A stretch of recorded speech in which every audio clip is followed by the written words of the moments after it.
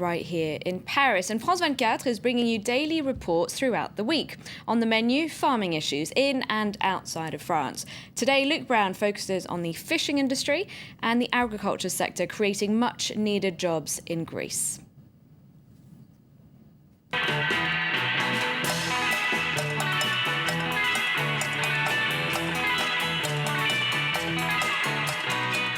Hello and welcome to France 24's special edition from the Paris Agricultural Fair.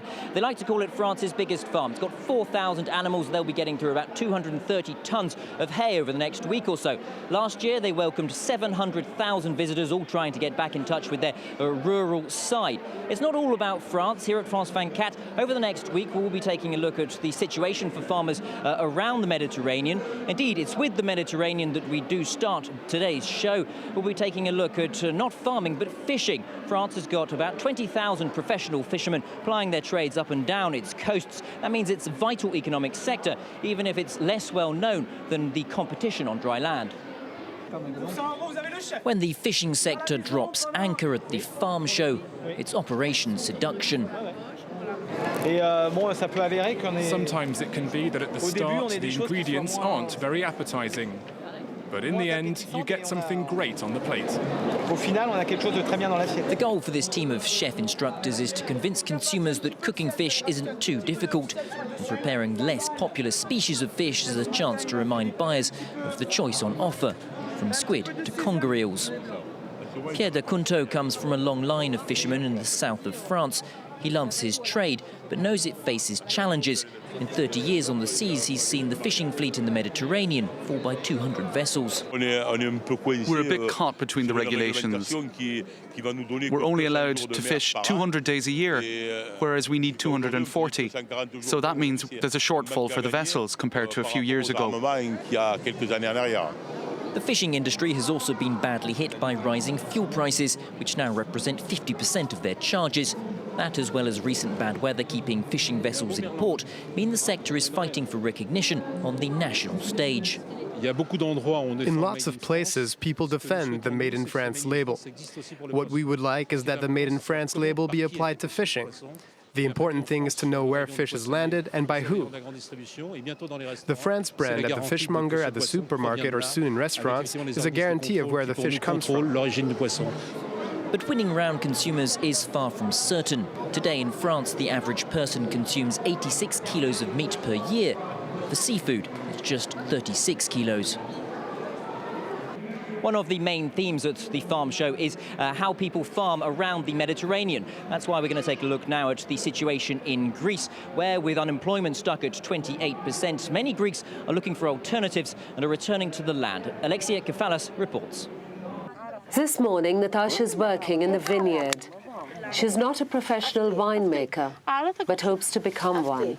She used to work in publishing, but has been unemployed for the past 5 months. At the age of 48, she's preparing for a career change. Like many others, she's studying at a free agricultural training scheme funded by private foundations. This setting may seem ideal, but it's not been easy to swap her stylish suit for workers' overalls. I can hardly believe that I'm working. It's very rewarding. I was offered several jobs for 400, 500 euros per month, but without any guarantee. It is very hard.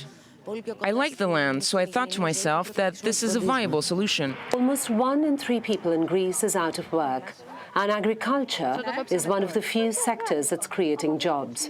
Returning to the land is an obvious choice for some people. Alexandros has 2 university degrees and used to work in an architect's office before he lost his job. Now, he's itching to get trained so that he can revive his abandoned family land. Most Greeks have in their possession a patch of land in a village. This is the case with my family. So I think my life would be less hard in the countryside. And maybe I could even export my products, such as aromatic herbs or olive oil, because even in Greece, the organic is a trend. This restaurant in Athens is a typical case. It closed down last year. We caught up with its former manager at this organic market. Evangelia comes here every 2 weeks to sell the tomatoes she grows herself. I couldn't find any work, nothing, so I participated in a training seminar and now I don't see myself doing any other line of work. I can smile again. For the authorities, these career changes are very encouraging.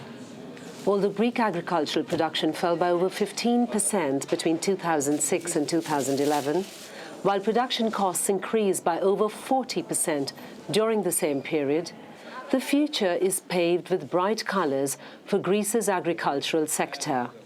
They hope that this phenomenon won't be a drop in the ocean of Greek unemployment. That's all for now. Coming up in the next edition, we'll be heading to Egypt to take a look at the situation there, where farmland is being eaten up by urban development, and we'll be meeting the next generation of cattle farmers here in France. Before I hand you back to the newsroom, take a look at some of the highlights from Monday at the Farm Show.